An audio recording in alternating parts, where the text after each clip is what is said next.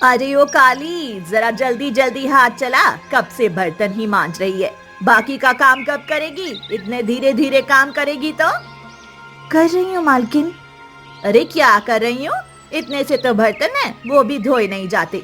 तुमसे अगर ये नहीं धोया जाता तो कल से काम पर आने की जरूरत नहीं है। तुम्हारा हिसाब कर देती हूँ। नहीं नहीं, ऐसा मत कहिए, मुझे काम की बहुत जरूरत है। मैं अभी सब काम खत्म कर देती हूँ। कमलपुर नाम के गांव में रहने वाली कजरी गांव की एक बड़ी सेठानी शालिनी की हवेली में बर्तन मांजने का काम कर रही थी। कजरी का रंग बहुत काला था और इसलिए पूरे गांव में सब उसका मजाक उड़ाते थे। कजरी अपनी माँ कमला के साथ रहती थी। पहले कमला ये सब काम करती थी, पर जब से कमला बीमार रहने लगी तब से कजरी ने कमला का काम संभाल लिया। कुछ देर के बाद उसने बर्तन मांज लिए और मालकिन, आज अगर थोड़े पैसे मिल जाते तो अच्छा हो जाता। वो क्या है ना, माँ की दवाइयाँ खत्म हो गई हैं। काम तो समय पर नहीं करती हो और पैसे तुम्हें तब के तब चाहिए, है ना? वो कुछ नहीं, पहले पूरा काम खत्म करो। आज पैसे नहीं मिलेंगे। पर मालकिन। पर कुछ नहीं, जाओ। 2 दिनों से कह रही हूँ कि तबेले का वो गोबर निकाल कर उसके उपले बना दो। चूल्हे में जलाने के काम आते हैं, पर तुम तो रोज उस काम को टाल देती हो। जाओ, अभी जाकर वो काम खत्म कर दो। बेचारी कजरी भैंस के तबेले में जाकर सारा गोबर समेट लेती है और उसके उपले बनाकर काम खत्म कर देती है। उसे पता होता है कि शालिनी उसे पैसे नहीं देगी, फिर भी वो एक बार कोशिश करके देखने के लिए उसके पास आती है। शालिनी उस समय अपनी एक नौकरानी से अपने बाल बनवा रही थी। कजरी को देखकर, क्या हुआ? यहाँ क्यों आई हो? कितनी बार कहा है तुम्हें कि मेरे कमरे के बाहर मत आया करो। मालकिन, वो पैसे। अरे कुछ देर पहले तो तुम्हें कहा था कि आज पैसे नहीं मिलेंगे। एक बार कहा तो समझ नहीं आता है क्या? जाओ, अभी मेरा श्रृंगार करने का समय है। तुम्हारा ये काला चेहरा देखकर पहले ही मुझे अच्छा नहीं लग रहा है। जाओ यहाँ से और अपना एक काला मुंह लेकर वापस मत आना पैसे मांगने के लिए। जब देने होंगे मैं दे दूंगी। कजरी मायूस होकर हवेली से घर चली आती है। उसके पास थोड़े से पैसे होते हैं जिससे वो माँ की दवाई खरीद लेती है और घर आकर माँ को पिला देती है। उसके बाद उसकी माँ, अरे कजरी, दवाई लेकर आ गई। अब तो सारे पैसे खत्म हो गए होंगे। हाँ माँ, पैसे खत्म हो गए हैं, पर तुम चिंता मत करो। शालिनी मालकिन जल्दी ही पैसे दे देंगी और मैं गांव में किसी दूसरी जगह पर भी काम ढूंढ रही हूँ। वो शालिनी मालकिन, पता है, मुझे कभी भी समय पर पैसे नहीं देती है। हाँ माँ, पर अब क्या करें? चलो वो सब रहने दो, मैं नदी पर जाकर पानी भर के ले आती हूँ। तुम्हें अभी भी बुखार है? हाँ बेटी, मेरी इस बीमारी के चलते तुम्हें कितने काम करने पड़ते हैं। घर के और बाहर के सब काम तुम ही देखती हो। मुझे पता है कि गांव वाले तुम्हारे इस काले रंग का बहुत मजाक उड़ाते हैं, पर मैं भी क्या करूं, किसी का मुंह तो बंद नहीं कर सकती। माँ, भगवान ने मुझे ये काला रंग दिया है, इसमें मेरी तो गलती नहीं है, इसीलिए मैं उनकी बात का बुरा नहीं मानती। एक कान से सुनती हूँ और दूसरे कान से छोड़ देती हूँ। तुम मेरी चिंता मत करो। किसी का रंग गोरा होता है तो किसी का काला, इसमें भेदभाव करने की तो कोई बात ही नहीं है। तुम्हारी जितनी समझदार अगर गांव वाले भी होते तो कोई तुम्हें कुछ नहीं कहता। कजरी मुस्कुराते हुए पानी के घड़े उठाती है और नदी पर पानी भरने चली जाती है। नदी पर संतू नाम की एक बेहद गोरी और सुंदर लड़की पानी भरने आई हुई होती है। संतू गांव के ही एक व्यापारी की बेटी थी और उसे अपनी सुंदरता पर बहुत घमंड था। पूरे गांव में संतू की खूबसूरती के चर्चे होते थे, इसलिए उसका घमंड कुछ ज्यादा ही बढ़ गया था। वो कजरी को देखती है और अरे किसका मुंह देख लिया मैंने सुबह सुबह। अब पता नहीं पूरा दिन कैसे जाएगा मेरा। अरे काली, तुम्हें अभी समय मिला था नदी पर आने के लिए। संतू, मुझे क्या पता था कि तुम इसी समय पानी भरने के लिए नदी पर आने वाली हो। अरे वाह, एक तो गलती करती हो, ऊपर से जबान भी चलाती हो। अरे तुम्हारा मुंह अगर कोई देख लेता है तो उसका दिन अच्छा नहीं जाता, पता है गांव में सबको। और आज तो तुमने मुझे अपनी ये काली शक्ल दिखा दी, अब पता नहीं क्या होगा। आज मुझे देखने लड़के वाले आने वाले हैं और तुमने अपशगुन कर दिया। वैसे तो मैं इतनी सुंदर हूँ कि कोई मुझे ना कह ही नहीं सकता, पर अब तुम्हारी इस काली शक्ल को देखने के बाद पता नहीं क्या होगा। छी, पूरा समय खराब कर दिया तुमने। अब भर लो पानी, जहाँ तुम हो मैं वैसे भी वहाँ से पानी नहीं भरूंगी। कजरी को ऐसा भला बुरा कहकर मुंह बनाकर संतू चली जाती है। कुछ देर के लिए संतू का बर्ताव देखकर कजरी को बुरा लगता है, पर वो अपने आप को संभाल लेती है। उसे ऐसे तानों की आदत जो होती है, वो पानी के घड़े भरकर घर ले आती है, पर उसके चेहरे पर उदासी साफ झलक रही होती है। उसका चेहरा देखकर, क्या हुआ बेटी, तुम्हारा उतरा हुआ चेहरा क्यों है? किसी ने कुछ कहा? नहीं माँ, तुम चिंता मत करो, किसी ने कुछ नहीं कहा, मैं ठीक हूँ। कमला समझ जाती है कि उसे चिंता ना हो, इसलिए कजरी झूठ बोल रही है। पर जरूर नदी पर किसी ने कजरी के काले रंग को लेकर उसका अपमान किया है। ऐसे ही एक दिन शाम के समय कजरी घर लौट रही थी। शाम का समय था और अंधेरा छा रहा था। बारिश भी शुरू हो गई थी। कजरी जल्दी जल्दी पैर उठाकर घर जा रही थी। तभी वो देखती है कि कुत्ते का एक छोटा सा बच्चा बारिश के पानी में भीग रहा था। वो धीमी आवाज में भौंक रहा था। कजरी उसके पास गई और अरे कितना प्यारा बच्चा है, पर ये कुत्ते का बच्चा यहाँ कैसे आया होगा? बेचारा बारिश में भीगकर बेहाल हो गया है। क्या करूँ, उसे यहाँ छोड़ना ठीक नहीं है। रात भर भीगने से और ठंड से इसका हाल और बुरा हो जाएगा। एक काम करती हूँ, इसे घर ले जाती हूँ अपने साथ। कजरी ऐसा सोचकर कुत्ते के उस बच्चे को उठाती है और अपने दुपट्टे में छुपाकर घर ले आती है। घर आने के बाद, अरे कजरी, ये कुत्ते का बच्चा कहाँ से उठा कर ले आई? माँ, ये बेचारा बारिश में भीग रहा था। रात भर उसे वहीं छोड़ना मुझे ठीक नहीं लगा, इसीलिए उसे घर पर ही ले आई हूँ।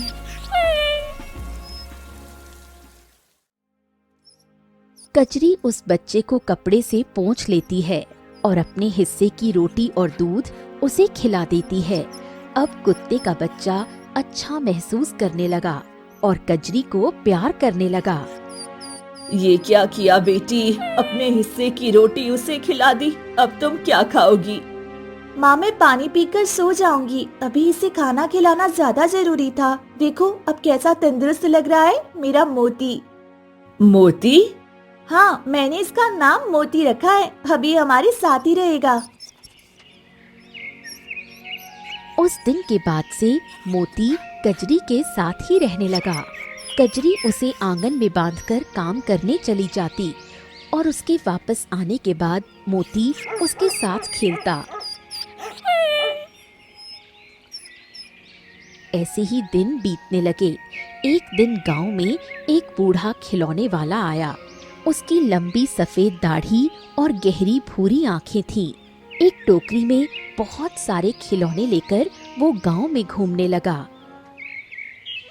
आओ आओ बच्चे आओ, बड़े भी आओ, एक से बढ़कर एक खिलौने ले जाओ। देखो मैं लाया हुआ खजाना खिलौने का, देखकर जी नहीं भरेगा किसी का। जल्दी आओ और अपने बच्चों के लिए खिलौने ले जाओ। खिलौने वाला बहुत ही लुभावनी आवाज में गाना गाते हुए सबको पुकारने लगा।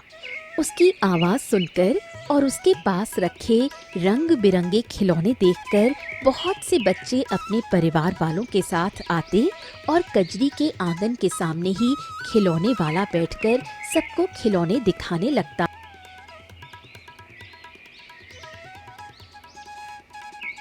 देखो देखो कितने सारे खिलौने हैं। ये हरा तोता, ये सुंदर गुड़िया, ये मोटर कार और ये गेंद और बल्ला। जिसे जो चाहिए वो खरीद लो। एक एक करके गांव के लोग आते हैं और खिलौने खरीदने लगते हैं। सभी माँ बाप अपने बच्चों को उनकी पसंद के खिलौने दिलवा रहे होते हैं। कजरी उन सबको अपने आंगन में बैठकर देख रही थी। उसे उन खिलौनों को देखते हुए देखकर बेटी, मैं कभी भी तुम्हें ऐसे खिलौने नहीं दे पाई। कोई बात नहीं माँ, मैं तो बस ऐसे ही उन खिलौनों को देख रही हूँ। तभी एक बच्चा गेंद खेलने लगा। वो शालिनी का बेटा था। उसकी गेंद कजरी के पास आई और कजरी उस गेंद को उस बच्चे की तरफ फेंकने लगी। तभी शालिनी उसके पास आकर, अरे ओ काली, तुम्हें किसने कहा था मेरे बेटे की गेंद को हाथ लगाने के लिए? अगर तुम्हें खिलौने पसंद है तो खुद खरीद लो, दूसरों के खिलौने से क्यों खेल रही हो? नहीं मालकिन, मैं तो बस गेंद उसे दे रही थी। तभी शालिनी मोती को देखती है। अरे वाह, तुमने तो अपने जैसा ही काला कुत्ता पाल लिया। ऐसे तो रोती रहती हो कि पैसे नहीं है, तो फिर अब कुत्ता पालने के लिए पैसे कहाँ से आए तुम्हारे पास? ऐसी बात नहीं है मालकिन, वो तो बस उस दिन ये बेचारा बारिश में भीगकर बेहाल हो गया था। वही बड़ा रहता तो रात भर में पता नहीं क्या हो जाता, इसीलिए अपने साथ ले आई हूँ। हाँ, बड़ी आई मुझे सिखाने वाली। तू क्या समझती है कि गांव में एक तू ही परोपकारी है? हाँ, चल बेटा। शालिनी अपने बेटे का हाथ पकड़कर उसे ले जाती है। बिना वजह शालिनी का ऐसा बर्ताव देखकर इस बार कजरी की आंखें भर आती हैं। खिलौने वाला ये सब देख लेता है और कजरी के पास आता है। बेटी, थोड़ा पानी पिलाओगी क्या? जी बाबा, क्यों नहीं, अभी लाती हूँ। कजरी पानी का लोटा लेकर आती है और खिलौने वाला पानी पी लेता है। फिर, बेटी, तुम्हें कोई खिलौना नहीं चाहिए? नहीं बाबा, अब मैं इतनी छोटी कहाँ हूँ कि इन खिलौनों से खेलूं। बाबा, जब ये छोटी थी तब भी मेरे पास इतने पैसे नहीं थे कि मैं इसे खिलौने दिलवा सकूं। मैं तो इसे मिट्टी के खिलौने बनाकर देती थी, जो कभी कभी एक ही बार में टूट जाते थे। कोई बात नहीं माँ। तभी मोती कजरी के पास आकर उसके साथ खेलने लगा। ये देखिए बाबा, यही है मेरा जीता जागता खिलौना, मेरा मोती। मुझे एक पल के लिए भी अकेले नहीं छोड़ता है और मुझसे बेहद प्यार करता है। कजरी मोती को प्यार से सहलाते हुए कहती है। खिलौने वाला उनके घर को देखने लगा। उसके घर को देखकर उनकी गरीबी का अंदाजा कोई भी लगा सकता है। कजरी का घर भी बिल्कुल ऐसा ही था। कुछ सोचकर खिलौने वाला अपनी टोकरी में से लकड़ी की बनी एक सुंदर चिड़िया निकालता है और, ये लो बेटी, तुम ये चिड़िया रख लो। नहीं बाबा, मुझे ये चिड़िया नहीं चाहिए। अरे देखो तो कितनी सुंदर है ये। हाँ बाबा, सुंदर है और इसके तो आपको बहुत अच्छे दाम भी मिल सकते हैं। तो आप ये मुझे क्यों दे रहे हैं? मैं तो आपको पैसे भी नहीं दे सकती। पता है बेटी, पर ये मैं तुम्हें बेच नहीं रहा हूँ। ये मैं तुम्हें अपनी तरफ से भेंट दे रहा हूँ। तुम बहुत ही अच्छे स्वभाव की हो। कुछ देर पहले उस औरत ने तुम्हारा कैसा अपमान किया, वो देखा मैंने। इससे पहले कि जब भी मैं गांव में आया था, तब तुम्हारे इस काले रंग को लेकर गांव वाले तुम्हें ताना मारते हैं और तुम्हारा मजाक उड़ाते हैं, ये मैं देख चुका हूँ। वो तो मेरे नसीब की बात है बाबा, मैं इन चीजों पर ध्यान नहीं देती हूँ। ये तुम्हारा बड़प्पन है, पर तुम्हारे आंखों में आए हुए आंसू तुम छुपा नहीं पाई, इसलिए तुम ये चिड़िया ले लो। ये चिड़िया गांव वालों को तुम्हारी सच्चाई और तुम्हारे इस काले रंग के पीछे छुपी तुम्हारी अच्छाई दिखाएगी। वो कैसे बाबा? कजरी के सवाल का जवाब दिए बिना ही बूढ़ा खिलौने वाला अपनी खिलौने की टोकरी उठाकर वहां से चला गया। कजरी को कुछ समझ नहीं आया कि उसने ऐसा क्यों कहा होगा। माँ, उस खिलौने वाले ने ऐसा क्यों कहा कि ये चिड़िया मेरी अच्छाई दिखाएगी? पता नहीं बेटी, पर अब वो इस चिड़िया को यहाँ रख कर गया है तो रहने दो। इसे अंदर रख दो, खेलने की नहीं तो घर सजाने की ही काम आ जाएगी। हाँ, वैसे है तो सुंदर, देखो ना इसकी आंखें कितनी चमकीली हैं। हाँ, बहुत सुंदर है। कजरी की बात सुनकर मोती भी भौं-भौं करने लगा, जैसे कि कह रहा हो कि हाँ, ये चिड़िया बहुत सुंदर है। रात हो जाती है और सभी सो जाते हैं। जब कजरी गहरी नींद में होती है तब देखती है अचानक उसके घर में रोशनी फैली हुई है। उसकी नींद टूट जाती है और वो उठकर देखती है। उसके साथ मोती भी उठता है। वो लकड़ी की चिड़िया पूरे घर में उड़ रही थी और उसके पंखों से रोशनी फैली हुई थी। ये देखकर कजरी हक्की बक्की रह गई। मोती भी भौंकने लगा। ये क्या? ये चिड़िया ये अचानक उड़ कैसे रही है? ये कोई भूत तो नहीं है? उस खिलौने वाले बुड्ढे ने ये क्या रख दिया मेरे पास? मुझे तो बहुत डर लग रहा है। तभी अचानक रहस्यमय तरीके से वो चिड़िया बोलने लगी। घबराओ मत कजरी, मैं कोई भूत नहीं हूँ। मैं तो यहाँ तुम्हारी मदद के लिए आई हूँ। मदद? पर तुम मेरी मदद कैसे कर सकती हो? और तुम बोल कैसे रही हो? और तुम्हारे शरीर से ये रोशनी कैसे निकल रही है? मैं समझती हूँ कि तुम्हारे मन में अभी बहुत से सवाल उठ रहे हैं, पर अभी समय उन सवालों के जवाब देने का नहीं है। तुम मेरे साथ चलो, मुझे तुम्हें कुछ दिखाना है। चिड़िया खिड़की से बाहर चली गई। कजरी और मोती भी चिड़िया के पीछे जाने लगे। रात के घने अंधेरे में चिड़िया के शरीर से निकलती हुई रोशनी में कजरी मोती के साथ आगे बढ़ रही थी। कुछ देर के बाद गांव का रास्ता छोड़कर चिड़िया जंगल की तरफ जाने लगती है। तब ये तुम मुझे जंगल की तरफ क्यों ले जा रही हो? सच बताओ, तुम कौन हो और मुझसे क्या चाहती हो? चिंता मत करो, मैं तुम्हें कोई नुकसान नहीं पहुंचाऊंगी। बस मेरे पीछे।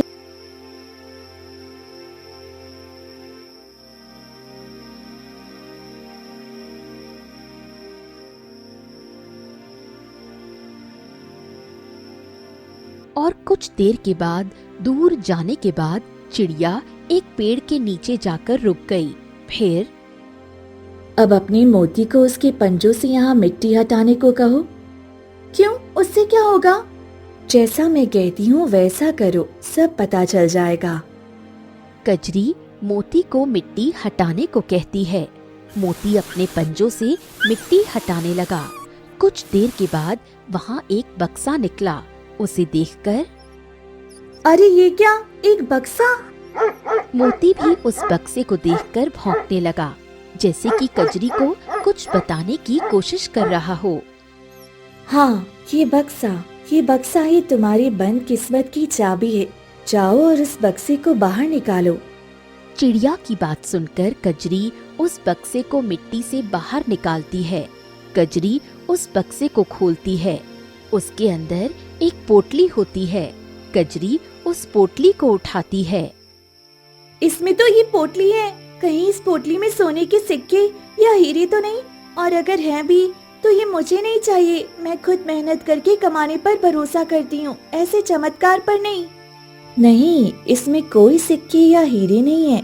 तुम एक बार इसे खोल कर तो देखो, तुम्हें सब पता चल जाएगा। चिड़िया की बात सुनकर कजरी उस पोटली को खोलती है। उस पोटली के अंदर कुछ बीज होते हैं। इसमें तो ये बीज है। हाँ, बीज ही तुम्हें मुसीबत से बाहर निकाल सकते हैं। तुम अपने घर के पीछे इन बीजों की खेती करो। कुछ ही समय में ये तुम्हें फसल देंगी और फिर तुम्हें अच्छे पैसे मिलेंगे। पर अचानक मेरे लिए ये सब क्यों? कौन हो तुम? मैं एक रहस्यमय जीव हूँ जो तुम जैसे भोले लोगों की मदद करने के लिए बनाई गई हूँ। बूढ़े खिलौने वाले को जब मैं मिली तब उसने मुझे अपने साथ रखा था, ये सोचकर कि कभी किसी की मदद के काम आऊंगी। जब लोगों को तुम्हारा मजाक उड़ाते हुए देखा तब मैंने ही उसे इशारा किया था कि मुझे तुम्हारे पास जाना है।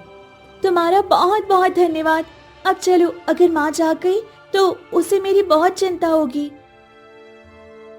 मोती और चिड़िया के साथ कजरी घर लौट आती है।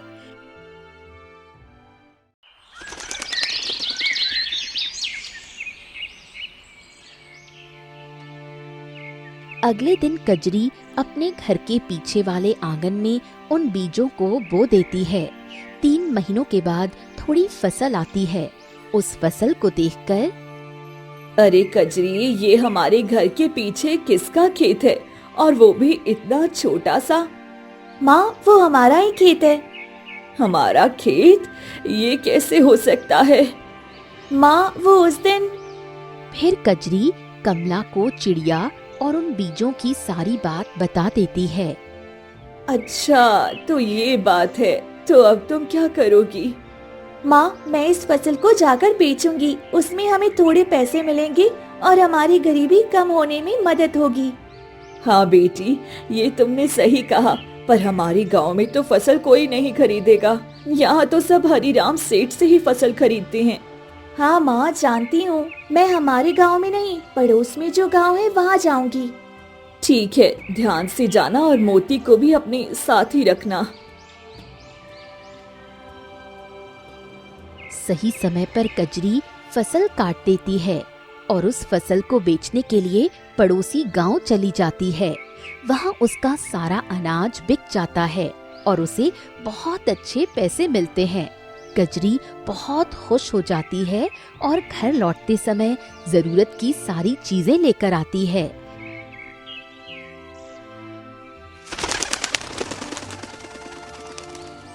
एक दिन मालकिन आपने मुझे बुलाया? हाँ सुनो, हवेली पर कुछ बड़े मेहमान आने वाले हैं, इसीलिए पूरी हवेली की सफाई करनी है। तुम अभी से काम शुरू कर दो और हाँ याद रखना, किसी भी मेहमान के सामने अपनी एक काली शक्ल लेकर आने की जरूरत नहीं है, समझ गई? पर मालकिन।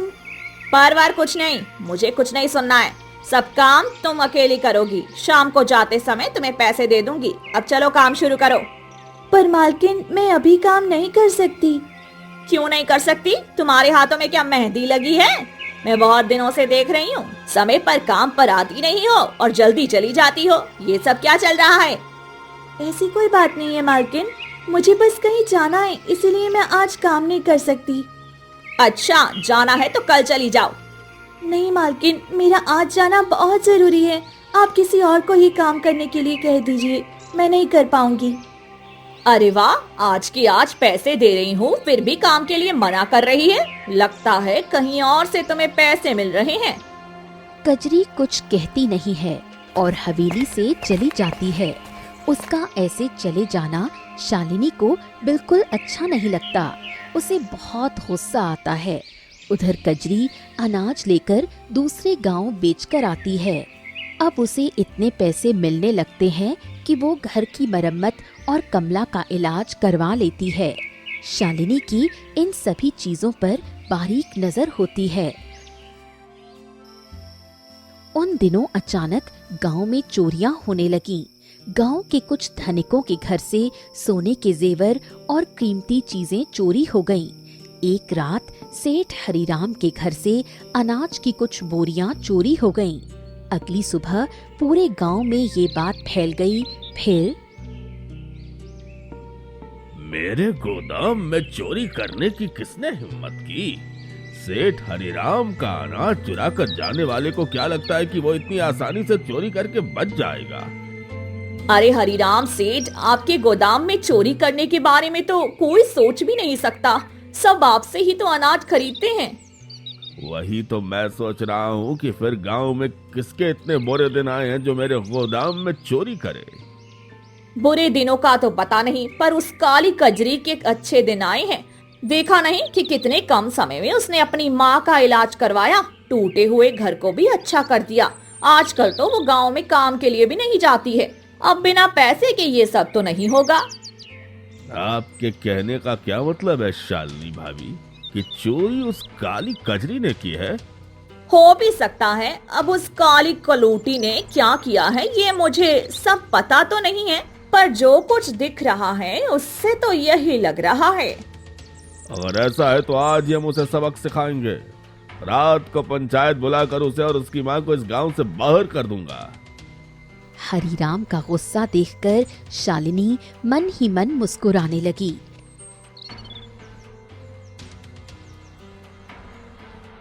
रात को हरिराम पंचायत बुलाता है और सब गांव वालों के सामने कजरी से सवाल पूछने लगता है। कजरी, बताओ तुमने सेठ हरिराम के गोदाम में चोरी की है? नहीं सरपंच जी, ये सब झूठ है। मैं भला ऐसा क्यों करूंगी? पर सेठ हरिराम और गांव के कुछ और लोगों का कहना है कि उनके घरों में चोरियां हुई हैं। कुछ लोगों ने तुम्हें दूसरे गांव में अनाज बेचने जाते हुए देखा है। हाँ, मैं दूसरे गांव में अनाज बेचने जाती हूँ, पर देखा है सरपंच जी, सब सच सामने आया ना। नहीं, ये सच नहीं है। माना कि मैं दूसरे गांव अनाज बेचने जाती हूँ, पर वो किसी का चुराया हुआ अनाज नहीं है। अच्छा, तो फिर तुम कौन सा अनाज बेचने जाती हो? तुम्हारा तो कोई खेत भी नहीं है। हाँ, मेरा कोई खेत नहीं है, पर मैंने अपने घर के पीछे थोड़ी सी जगह पर फसल उगाई है, उसी को बेचने जाती हूँ। सरपंच जी, ये झूठ बोल रही है। नहीं, मैं झूठ नहीं बोल रही हूँ। अगर तुम झूठ नहीं बोल रही हो तो ये बात छुपा कर क्यों रखी? और सबसे जरूरी बात, तुमने अनाज अपने गांव में ही क्यों नहीं बेचा? सरपंच जी, गांव में वैसे भी सब मेरे रंग को लेकर मुझे ताने मारते रहती हैं। अगर मैं कोई नया काम करने जा रही हूँ, ये सबको पता चलता तो सब मुझे नीचा दिखाने के लिए और ताने मारते। और रहा अनाज इस गांव में बेचने का सवाल, तो इस गांव में सेठ हरिराम के सिवा दूसरा कोई अनाज बेचता ही नहीं है। सेठ हरिराम सभी किसानों से फसल खरीदकर खुद अनाज बेचते हैं और ज्यादा मुनाफा कमाते हैं। इसीलिए मैंने ये बात किसी को नहीं बताई, पर अपनी फसल को दूसरे गांव में बेच दिया। पर हम सब तुम्हारी बात पर यकीन कैसे करें? कजरी सबको बहुत समझाने की कोशिश करती है, पर कोई उसकी बात नहीं सुनता। सब कजरी को भला बुरा कहने लगे। कजरी की आंखों से आंसू बहने लगे। अचानक वहाँ रोशनी फैल गई। कजरी की रहस्यमय चिड़िया रोशनी से भरे शरीर के साथ वहाँ पहुँची और कजरी से बोली, रो मत कजरी, सबको सच्चाई का पता चल जाएगा। सबको मेरे पीछे आने को कहो। सरपंच जी, इस चिड़िया के पीछे चलिए सब। ये कैसी विचित्र चिड़िया है कजरी? कजरी कहीं किसी भूत प्रेत का सहारा लेकर हमें डरा तो नहीं रही हो, या कोई जादू टोना कर रही हो? ऐसा कुछ भी नहीं है, आप सब चलिए, आपको सब सच पता चल जाएगा। कजरी के साथ सभी गांव वाले और सरपंच चिड़िया के पीछे जाने लगे।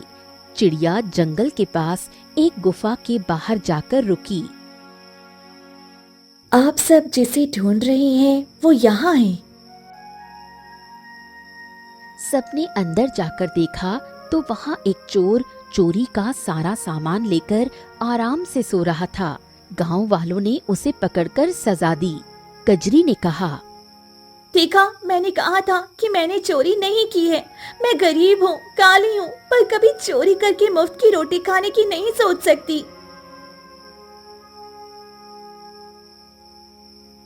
कजरी घर चली गई।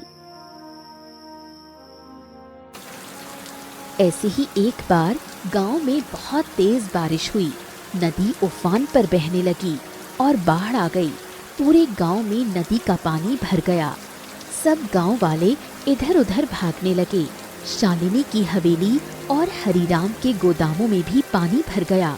बाहर शोर सुनकर कजरी ने बाहर आकर देखा और उसे सबकी हालत देखकर बहुत बुरा लगा।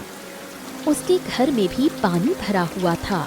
उसने चिड़िया से कहा, आज तक तुमने मेरी बहुत मदद की है। मैंने तुमसे कभी कुछ नहीं मांगा, पर आज मांगती हूँ, मेरे गांव वालों की रक्षा करो, इससे पहले कि कोई अपनों को खो दे। सबको कहीं सुरक्षित जगह पर पहुँचने में मदद करो। ऐसी जगह कहाँ है, ये सिर्फ तुम ही बता सकती हो। उन लोगों ने तुम्हें इतना परेशान किया, यही तुम्हारी अच्छाई है। चलो, मैं तुम सबको एक सुरक्षित जगह पर ले चलती हूँ। कजरी ने कमला का हाथ पकड़ लिया और मोती को अपने कंधे पर बैठा लिया। चिड़िया के शरीर की रोशनी में सब आगे बढ़ने लगे। कजरी गांव वालों को भी अपने साथ ले चलती है। घुटने भर पानी में सब गांव वाले अपने परिवार के साथ चिड़िया के पीछे जाने लगे। गांव से दूर एक पुराने मंदिर में चिड़िया सबको ले गई। वो मंदिर जमीन से ऊंचाई पर था और वहाँ बाढ़ का पानी नहीं पहुँचा था। इस मंदिर के बारे में तो हमें पता ही नहीं था।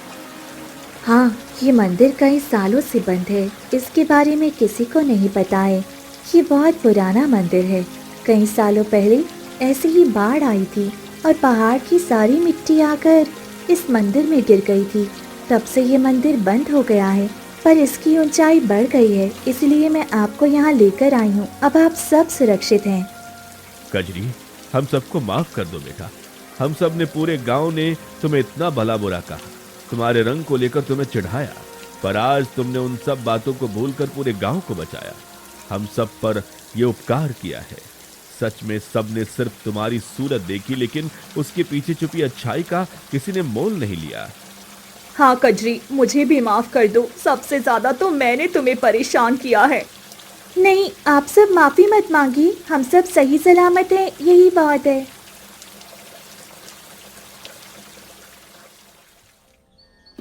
सुबह बारिश रुक जाती है और बाढ़ का पानी भी उतरने लगता है। सभी अपने अपने घरों की मरम्मत करते हैं। कुछ ही दिनों में सब सामान्य हो जाता है। पूरे गांव में अब कजरी के काले रंग की नहीं, बल्कि उसकी अच्छाई की चर्चा होने लगती है।